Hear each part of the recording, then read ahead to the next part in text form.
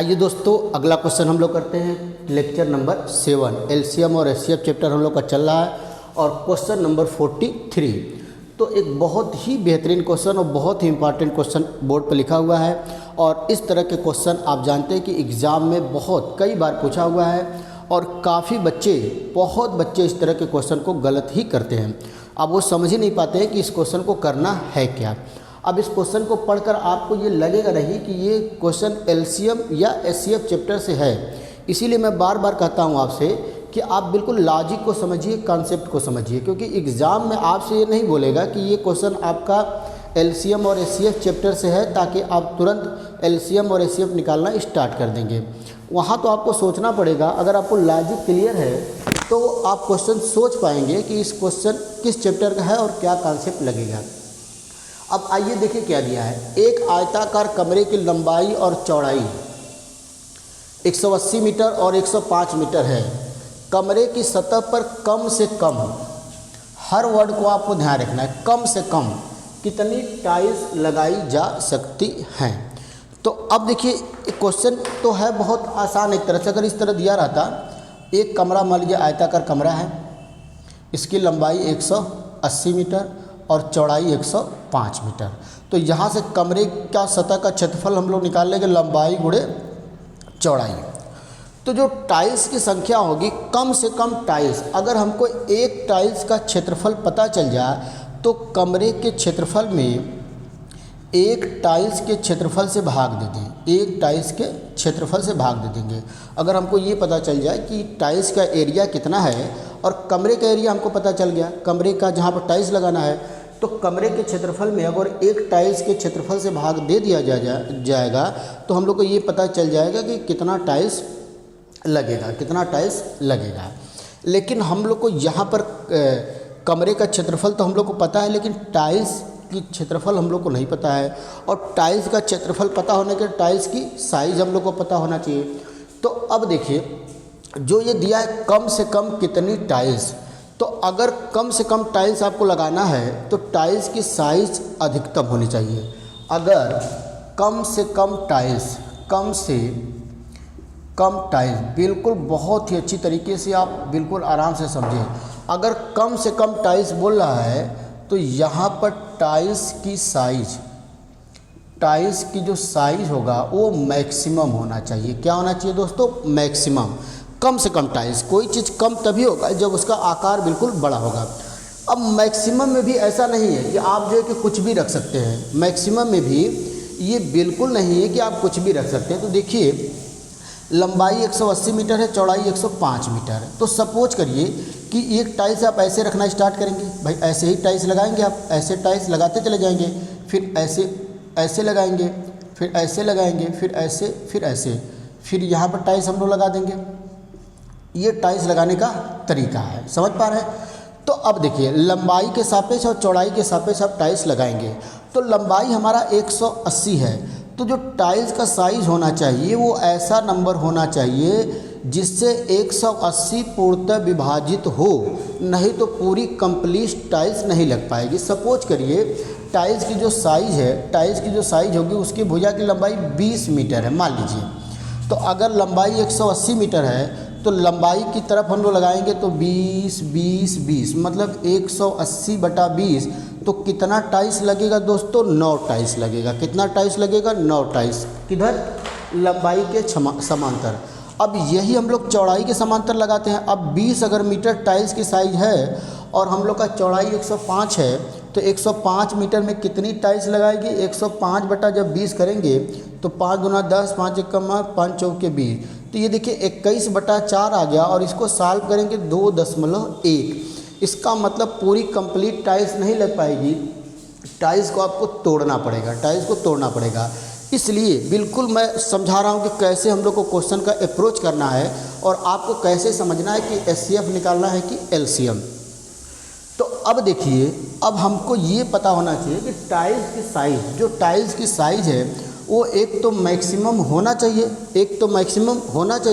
और मैक्सिमम में भी ऐसा नंबर होना चाहिए जिससे 180 और 105 पूरी तरह विभाजित हो।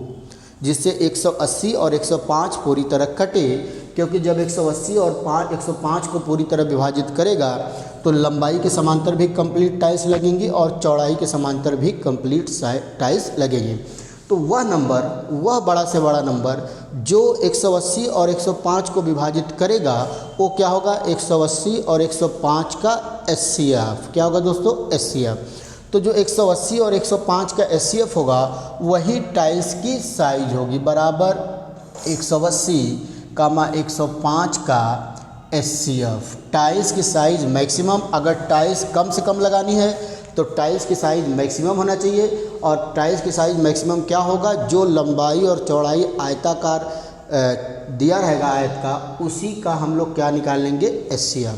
तो आइए अब 105 और 180 का HCF निकालते हैं। तो 105 से 180 में भाग देंगे, भाग एक बार जाएगा 105, तो यहाँ बच जाएगा 75। 75 से फिर 105 में भाग देंगे, एक बार भाग जाएगा 75, तो ये 0 3।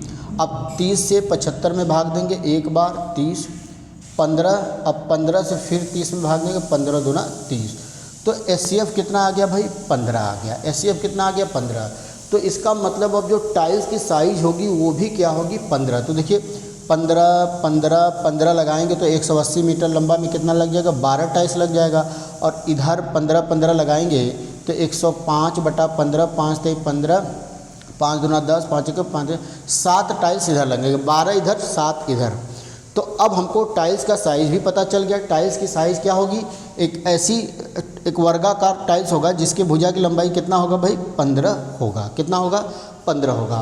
तो अब देखिए टाइल्स की संख्या, जो टाइल्स की संख्या होगा वो होगा आयताकार कमरे का क्षेत्रफल। आप बोल सकते हैं कमरे का क्षेत्रफल, मतलब जहाँ टाइल्स लगाना है बटा में एक टाइल्स का क्षेत्रफल, एक टाइल्स का क्षेत्रफल। तो अब कमरे का क्षेत्रफल होगा 180 गुणे 105 बटा में एक टाइल्स का साइज़ हम लोग कितना निकाले हैं, 15 गुणे 15। टाइल्स की साइज़ 15 होना चाहिए कि 15 वो बड़ा से बड़ा नंबर है जिससे 180 भी विभाजित होगा और 105 भी विभाजित होगा। तो अब देखिए काट देंगे, ई कटेगा 12 बार में और ये कटेगा 7 बार में, 12 7 84। तो कितनी टाइल्स लग जाएंगी दोस्तों, 84।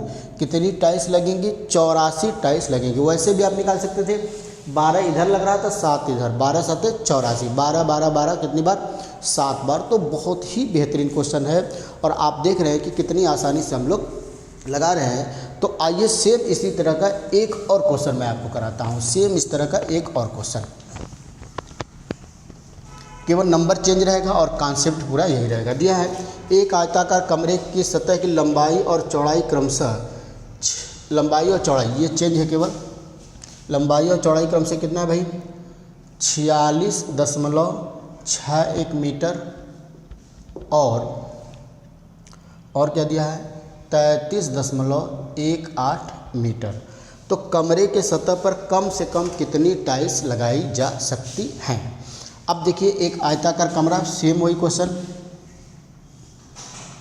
जो इसकी लंबाई है वो 46.61 मीटर, या इसको हम लोग 4661 सेंटीमीटर भी बोल सकते हैं, और इसको चेंज करेंगे तो 31 सेंटीमीटर ऐसा बोल सकते हैं हम लोग चाहें तो। कमरे के जो साइज़ है उसको मीटर को सेंटीमीटर में बदल सकते हैं। अब बोला है कि कम से कम टाइल्स, तो आप जानते हैं कम से कम टाइल्स की स्थिति में टाइल्स का जो साइज होगा वो क्या होगा दोस्तों, मैक्सिमम होगा, और ये होगा 4661 और 3318 का HCF। क्लियर हो गया, 4461 और 3318 का HCF। तो अब हम लोग निकालते हैं HCF। तो 3318 से हम लोग भाग देंगे 4661, तो एक बार भाग जाएगा 3318। 11 में से 8 गया 3, 5 में से 1 गया 4, और 3 में से 3 गया 3, और 4 में से 1। फिर हम लोग भाग देंगे इससे 3318, 13 दूना के 26, 2 बार भाग चला जाएगा, 2 3 6, 2 चौके 8, 2 3 6, 2 एकम 2। तो यहाँ बच गया 2, 11 में से 8 गया 3 और 13 में से 6 गया 7। तो अब 732 से 13 43 में भाग दिया जाएगा। 7 दूना 14, 2 बार भाग नहीं जाएगा भाई, एक बार जाएगा। 732, एक बच गया और यहाँ कितना 13 में 7 गया 6। अब 611 में से 732 में भाग दिया एक बार, 611। तो यहाँ कितना बचा दोस्तों, एक बार ही जाएगा। तो 1 2 1। अब इससे हम लोग भाग देंगे 611 में। 12 5 60, तो 5 बार जाएगा क्या, 5 एकम 5, 5 दूना 10 60। तो यहाँ बचेगा 6 बचेगा। अब 6 से 121 में, अब देखिए इधर कर लेते हैं, बड़ा हो रहा है। 6 से 121 में भाग देंगे, कितना बच रहा है, 121 ही है, सही है। तो 6 दुना के 12, लास्ट में बचा 1। अच्छा, कट नहीं रहा है इनका एचसीएफ जो है, एक बार फिर से हम लोग चेक करते हैं। हो सकता है कि हम लोग जो है कैलकुलेशन कहीं पर गलत कर दिए होंगे। एक बार साइज़ में मिला लेता हूँ। 4661 और 3318, 3318 सही है। एक बार मैं फिर से एचसीएफ चेक कर लेता हूँ। हो सकता है कि कहीं हम लोग एचसीएफ निकालने में मिस्टेक किए हों। तो 3318, 4461, तो एक बार भाग जाएगा 3318। 11 में से 8 गया 3, 5 में से 1 गया 4 और यहाँ पे 1 और 1, ठीक है। 3 3 1 8, 11 दूना 22, 11 3 33, तो 2 बार ही जाएगा। 2 3 6, 2 2 8, 2 और 2, तो यहाँ बच गया 2, यहाँ बच गया 3 और यहाँ 1 और 1। अब 11 32 से 11 43 में भाग देंगे हम लोग एक बार, 11 32, तो यहाँ पर कितना बचेगा दोस्तों, 21। अब 21 से 11 32 में भाग दिया जाए। 2 5 10, पहले तो 5 बार भाग जाएगा। 5 एकम 5, 5 दूना 10, 1 3 2। अब 2 6 का 12, 6 एकम 6, 6 बार, 6 एकम 6, 6 दूना 12, कितना बच गया, 12 में से 6 गया 6 और 21, 6 3 18, 3 बच गया और लास्ट में 6 में 3 दूना 6, तो 3 आ गया। इनका एचसीएफ क्या आ गया दोस्तों, 3 आ गया। कितना आ गया, 3 आ गया। तो इसका मतलब अब जो टाइल्स हम लोग की लगेगी, जो टाइल्स लगेगी उसका साइज़ कितना होना चाहिए, 3 होना चाहिए। कितना होना चाहिए, 3। ऐसे ऐसे हम लोग लगाएंगे, इधर भी इधर भी इधर भी। तो अब जब टाइल्स का एरिया साइज आ गया तो हम लोग टाइल्स का क्षेत्रफल भी निकाल सकते हैं। तो टाइल्स की संख्या, जैसे हम लोग पिछले वाले क्वेश्चन में किए थे, तो टाइल्स की संख्या बराबर कमरे का क्षेत्रफल, कमरे के आधार का, कमरे के फर्श या आधार का क्षेत्रफल बटा में एक टाइल्स का क्षेत्रफल, एक टाइल्स का क्षेत्रफल। तो कमरे का क्षेत्रफल होगा भाई 4661 गुणे 3318 बटा में 3 गुणे 3 हो जाएगा। अब ये 3 से तो कटेगा ही, 3 एकम 3, 3 5 15, 3 5 15, 1 बच गया, 3 5 14 बच गया, 14 3, 3 5 15, पूरा नहीं कट रहा है क्या, 3 अगर एचसीएफ आ रहा है तो 3 से कटना चाहिए। 3 से भाग दे दो 4661 में, 3 एकम 3, 1 बच गया, 3 5 15, 1 बच गया 6, 3 5 15, 1 बच गया। अच्छा, ये पूरा नहीं कट रहा तो एचसीएफ 3 कैसे आया, एचसीएफ जो है हम लोग का 3 कैसे आया अगर पूरा नहीं कट रहा है तो इसका मतलब नंबर में कुछ मिस्टेक होगा दोस्तों, आप समझ लीजिए। हो सकता है कि क्वेश्चन लिखने में कोई मिस्टेक हुआ, तो कॉन्सेप्ट को आप समझिए। एक बार आप कैलकुलेशन को फिर चेक करिएगा, एचसीएफ एक बार फिर से आप निकालिएगा कि 3 आ रहा है कि हो सकता है कि 3 से दूसरा कुछ आ रहा है, क्योंकि 3 से ये नंबर कट नहीं रहा है, जबकि 3 से कटना चाहिए भाई, 3 से कटना चाहिए, तभी हम लोग पूरा टाइल्स लगा सकते हैं।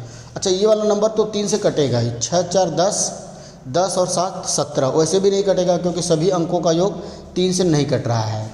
तो एचसीएफ तो 3 नहीं आना चाहिए। एक बार हम लोग फिर से चेक कर लेते हैं, बस एक बार जाएगा 3 3 1 8, 11 में से 8 गया 3, 5 में से 4, यहाँ पर 4 में से 3 गया 1 और 1, फिर भाग देंगे 33 18, तो 2 बार जाएगा, 2 3 6, 2 4 2 एकम 2, तो यहाँ पर 2 बच गया। 11 में से 8 गया 3, और यहाँ देखिए हम लोग गलती क्या कर दिए कि यहाँ पर जीरो बचेगा। क्या बचेगा? यहाँ पर जीरो बचेगा। तो यहाँ से हम लोग मिस्टेक कर दिए हैं। तो अब जो है कि यहाँ पर जीरो बच गया, तो अब जो है कि 1143 में हम लोग इससे भाग देंगे एक बार, 10 32, तो ये एक हो गया, एक हो गया और एक हो गया। क्लियर है? तो अब 10 32, 11 से हम लोग 10 32 में भाग देंगे, 11 9 99, तो 9 एकम 9, 9 एकम 9, 9 एकम 9, तो 12 में से 9 हो गया 3 और 12 में से 9 हो गया 3, 33। तो फिर 111 में भाग देंगे 2 बार, 66, 3 बार भाग चला जाएगा, 3 बार चला जाएगा, 3 तरीके 99। तो 11 में से 2 और 1 12, 12 से फिर 33 में भाग देंगे, 12 एकम 12, कितना बच गया? 21, नहीं 12 दूना 24, 2 बार भाग देंगे, 12 दूना 24, 12 तेरह 36। तो 3 में से 4 गया 8, 13 में से 4 गया 9 4 13। तो अब 9 से 12 में भाग देंगे, एक बार 9, फिर लास्ट में 3 और 9, 3 तरीके 9, 3 ही एचसीएफ आ रहा है ऐसे भी। तो एक बार आप चेक कर लीजिए, जो भी एचसीएफ आएगा, एक बार हो सकता है कि ये नंबर हमने गलत बोल दिया हो, तो जो भी एचसीएफ आएगा फिर वही क्या हो जाएगा? टाइल्स की साइज़ हो जाएगी। तो क्या करेंगे हम लोग? कमरे का क्षेत्रफल निकालेंगे और एक टाइल्स का क्षेत्रफल निकाल के भाग दे देंगे, टाइल्स की संख्या आ जाएगी। समझ पा रहे हैं आप? टाइल्स की संख्या आ जाएगी। आइए नेक्स्ट क्वेश्चन करते हैं।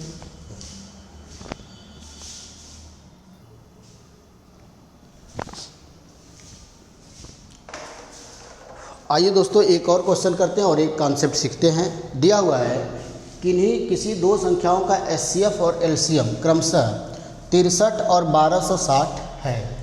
यदि एक संख्या 315 है तो दूसरी संख्या क्या होगी? तो दो संख्या और उनके एलसीएम और एचसीएफ में एक रिलेशन होता है। मान लीजिए हमारे पास दो संख्या है n1 और n2 और ये एलसीएम और ये एचसीएफ। एलसीएम को हम लोग एल से दिखा रहे हैं और एचसीएफ को हम लोग एच से दिखा रहे हैं। तो दो नंबर और उनके एलसीएम और एचसीएफ में रिलेशन होता है n1 इंटू n2 बराबर l इंटू एच। इसको आप याद कर लेंगे। इसको आप चाहें तो प्रूव भी कर सकते हैं। कोई भी दो नंबर ले लीजिए, उनका गुणा करिए, फिर उनका एलसीएम निकालिए, फिर उनका एचसीएफ निकालिए, फिर उनका गुणा करेंगे तो बराबर आएगा। बहुत बड़ी बात नहीं, बिल्कुल आप इसको प्रूव कर सकते हैं। तो दो संख्याओं का गुणनफल उनके एलसीएम और एचसीएफ के गुणनफल के बराबर होता है। तो अब देखिए दिया है कि एक संख्या 315 है, तो एक संख्या 315 n2 की वैल्यू निकालना है, बराबर एलसीएम 1260 और एचसीएफ कितना 63। तो जो n2 की वैल्यू आ जाएगा वो 1260 गुणे 63 बटा 315। तो अब देखिए 3 से कटेगा, 3 दूना 6, 3 एकम 3, 3 एकम 3 0, 3 5 15। फिर 3 से कटेगा, 3 7 21, 3 3 9, 3 5 15, फिर 7 5 35। अब 1260 5 से कटेगा, 5 दूना 10, 5 5 25, 5 दूना 10। इसका मतलब n2 की वैल्यू कितना आ गया दोस्तों? 252। कितना आ गया? 252। और यही इस क्वेश्चन का क्या होगा? आंसर होगा। बहुत ही आसान क्वेश्चन था, बहुत बेहतरीन क्वेश्चन था। तो आइए नेक्स्ट क्वेश्चन करते हैं। एक और, एक तो बिल्कुल आसान क्वेश्चन पूछेगा कि दो संख्या है n1 n2 एलसीएम और एचसीएफ। तो 1 2 3 4 वैल्यू है, तो इसमें से भी कोई भी 3 वैल्यू देकर चौथी वैल्यू आपसे पूछ सकता है। तो आपको ये रिलेशन याद होना चाहिए कि n1 इंटू n2 बराबर एलसीएम गुणे एचसीएफ। n1 इंटू n2 बराबर एलसीएम गुणे एचसीएफ। अब देखिए अगला क्वेश्चन करते हैं हम लोग। क्वेश्चन नंबर आइए अगला क्वेश्चन देखते हैं।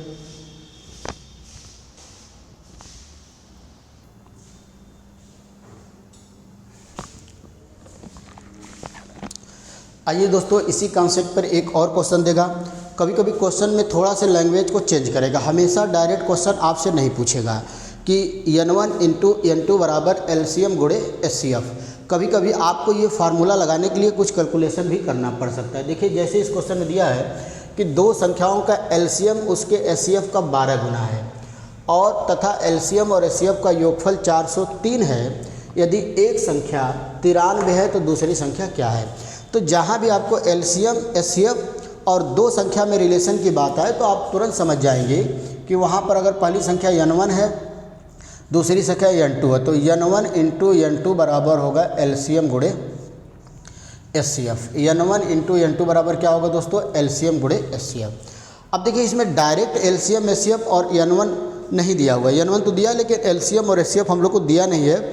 उसमें एक रिलेशन दिया है जहाँ से हम लोग एलसीएम और एचसीएफ निकाल सकते हैं। देखिए क्या दिया है, दो संख्याओं का एलसीएम उसके एचसीएफ का 12 गुना। तो सपोज कर लिया जाए कि अगर किसी संख्या का एचसीएफ अगर x है तो इसके हिसाब से एलसीएम हमारा होना चाहिए 12x। अगर एचसीएफ को हम लोग x मानते हैं तो एलसीएम कितना होगा 12x। और दूसरा लाइन दिया कि एलसीएम और एचसीएफ का योगफल 403 है, मतलब x प्लस 12x बराबर 403, मतलब 13x बराबर 403। तो x बराबर हो जाएगा 403/13। इसको काटेंगे 13 या 39, 13 एकम 13। तो x की वैल्यू कितनी आ गई दोस्तों, 31 आ गई। x की वैल्यू 31 आ गई। तो इसका मतलब जो एचसीएफ हमारा होगा वो 31 होगा और जो एलसीएम होगा वो होगा 12 गुणे 31। क्लियर है, 12 गुणे 31। अब हमको एलसीएम भी पता चल गया, एचसीएफ भी पता चल गया और एक संख्या पता चल गया, दूसरी संख्या निकालना है। तो अब आसान है। देखिए पहली संख्या 93 इंटू दूसरी संख्या N2 बराबर एलसीएम कितना निकाले 12 गुणे 31 और लास्ट में एचसीएफ 31। अभी तुरंत आप गुणा मत करिए। जैसे क्या होता है, कुछ स्टूडेंट क्या करते हैं कि तुरंत ही गुणा करना स्टार्ट कर देते हैं। तो क्या होता है कि वैसे उनका टाइम भी ज़्यादा लग जाता है। हो सकता है कि बाद में बहुत वैल्यू कट जा रही हो, बाद में बहुत वैल्यू कट जा रही है। तो आप जो है कि कुछ आपको टेक्निक भी अपनाना पड़ेगा। ऐसा नहीं कि आप केवल क्वेश्चन सॉल्व कर रहे हैं तो आपका सिलेक्शन हो जाएगा। आपको हर तरीके से आपको टाइम बचाना है। तो अब यहाँ भी कैलकुलेशन करेंगे तो उसमें टाइम लगेगा। अब हो सकता है कि बाद में ये वैल्यू कट जाए। तो देखिए यहाँ से N2 की वैल्यू हम निकालेंगे 12 गुणे 31 गुणे 31 बटा में 93। तो अब देखिए ये 3 बार में पूरा कट गया, 3 चौके 12 बच गया 4 गुणे 31। तो 4 एकम 4, 4 तेईं 12। कितना आंसर आ गया 124। कितना आंसर आ गया, कितनी आसानी से कैलकुलेशन कट गया। आप ये समझिए कि एग्ज़ाम में जो भी क्वेश्चन आते हैं उसमें कैलकुलेशन बहुत हार्ड नहीं होता है, क्योंकि एग्जामिनर का क्वेश्चन पूछने के पीछे मकसद आपसे कैलकुलेशन करवाना नहीं होता है। उसको केवल ये जानना है कि आपको ये कॉन्सेप्ट पता है कि नहीं पता है। इसीलिए कैलकुलेशन के लिए आप परेशान न रहें कि आप अगर, लेकिन आपके करने का अगर तरीका गलत होगा तो कैलकुलेशन आपके लिए मुश्किल हो जाएगा। क्लियर है। तो आइए एक और क्वेश्चन करते हैं। सेम इसी तरह का एक और क्वेश्चन मैं आपको कराता हूँ। देखिए थोड़ा सा चेंज है। क्या क्वेश्चन दिया हुआ है, दिया है कि दो संख्याओं का एलसीएम उसके एचसीएफ का 84 गुना है। जहाँ 12 गुना दिया था वहाँ पर दिया है 84 गुना है।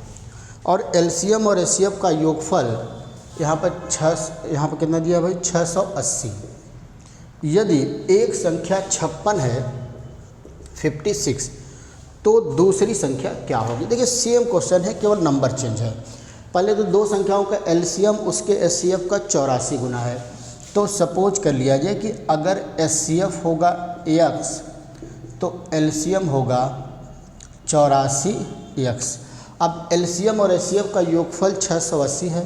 इसका मतलब कि 84x प्लस x बराबर 680। इसका मतलब 85x बराबर 680। तो x बराबर 680 बटा 85। तो अब आप चेक कर सकते हैं क्या यह डायरेक्ट कट रहा। 8 9 बार 8 8 64, 8 बार में 8 5 40, 4 बज गया 8 बार में पूरा कट जाए तो x की वैल्यू 8 आ गई। तो इसका मतलब जो एचसीएफ है वो 8 आ गया और जो एलसीएम है वो 84 गुणे 8 आ गया। अभी आप तुरंत गुणा नहीं करेंगे, हो सकता है कि बाद में बहुत वैल्यू कट जाए।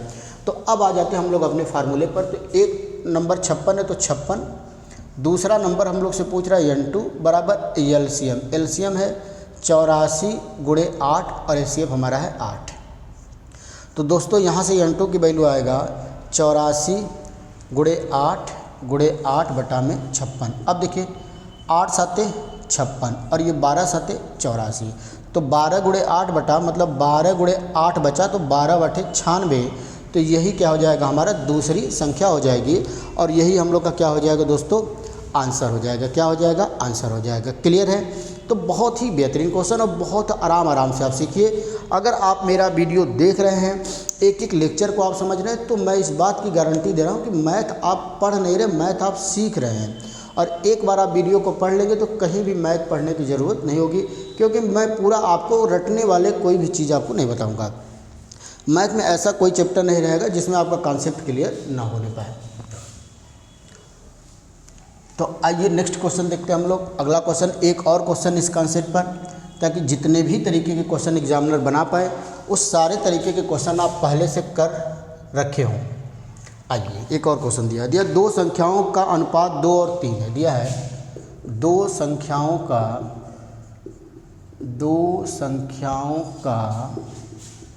अनुपात 2 संबंधी 3 है।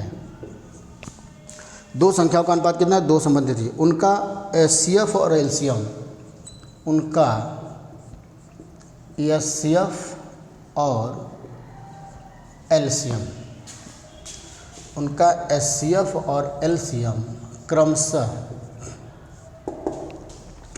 42 और 252 है। 42 तथा 252 है। तो ये संख्याएं क्या है? तो दोनों संख्याएं, तो ये संख्याएं क्या हैं? वे संख्याएं क्या हैं? आइए, बहुत बेहतरीन क्वेश्चन, उसी कॉन्सेप्ट पे बिल्कुल बहुत ही आसान है। अब देखिए, दो संख्याओं का अनुपात दिया है, आपसे दिया है कि n1 और n2 का जो रेशियो है वो कितना है भाई? 2:3। तो यहाँ से n1 को हम लोग मान सकते हैं 2x और n2 को हम लोग मान सकते हैं 3x। क्लियर है? n1 बराबर 2x और n2 बराबर 3x। अब एलसीएम आपको पता है, l की वैल्यू दिया है 252 और h की वैल्यू दिया है कितना? 42। तो अब आपको n1 भी पता चल गया, n2 भी पता चल गया, एलसीएम और एचसीएफ। तो इन तीनों में क्या रिलेशन हम लोग पढ़े थे भाई? n1 इंटू n2 बराबर एलसीएम गुणे एचसीएफ। तो n1 की वैल्यू 2x, n2 की वैल्यू 3x, एलसीएम है 252 गुणे 42। 3 दूना 6, ये आ गया 6x² बराबर 252 गुणे 42। तो 6 7 42। तो जो x² की वैल्यू बचा वो 252 गुणे 7। तो जो x की वैल्यू हो गया वो अंडर रूट में 252 गुणे 7। अब 252 का हम लोग फैक्टर कर लेते हैं, हो सकता है कि ये स्क्वायर रूट हो। 252 2 से कटेगा, 2 1 कम 2, 2 दूना 4, 2 7 14, ठीक है? नहीं, 2 दूना 4, 2 छक्का 12, फिर 2 से कटेगा, 2 छक्का 12, 2 3 6, फिर 3 से कटेगा, फिर 3 से कटेगा 7, फिर लास्ट में 7 से। तो देखिए जो x की वैल्यू आ रही है वो क्या रही? अंडर रूट में 252 का मतलब 2 गुणे 2, 3 गुणे 3 और 7 और एक 7 पहले से। देखिए 2 का पेयर बन गया, 3 का पेयर बन गया, 7 का जो x की वैल्यू आएगी वो 2 गुणे 3 गुणे 7, 2 3 6, 6 7 42। तो x की वैल्यू कितनी आ गई दोस्तों? 42 आ गई, 42 आ गई। तो अब जब x की वैल्यू आ गई 42, तो आपको पता है कि पहला नंबर कितना है? 2x। तो इसका मतलब पहले की वैल्यू हो जाएगी 2 गुणे 42 और दूसरा नंबर 3x मतलब 3 गुणे 42। तो 2 गुणे 42 करेंगे तो आंसर आ जाएगा 84 और 3 गुणे 42 करेंगे, 3 दूना 6, 3 चौके 12, आंसर आ जाएगा 126, 126। क्लियर है? तो इस तरह के बहुत क्वेश्चन हैं और आप देख रहे हैं कि बिल्कुल ही आसान क्वेश्चन है, बहुत मुश्किल क्वेश्चन नहीं है, बस आपको पढ़ने का तरीका पता होना चाहिए। तो ये हम लोग का कुछ क्वेश्चन रहा दोस्तों। फिर अगले वीडियो में फिर हम लोग मिला जाएगा और भी क्वेश्चन के साथ। मैंने कहा कि मेरा टारगेट है कि हर चैप्टर में मिनिमम 100 क्वेश्चन की प्रैक्टिस आपको मैं कराऊं, ताकि किसी भी टाइप का कोई क्वेश्चन बचने ना पाए। तो मिनिमम टारगेट हम लोग का 100 क्वेश्चन का रहेगा। तो फिर दोस्तों मिलते हैं अगले वीडियो में, तब तक के लिए नमस्कार, धन्यवाद।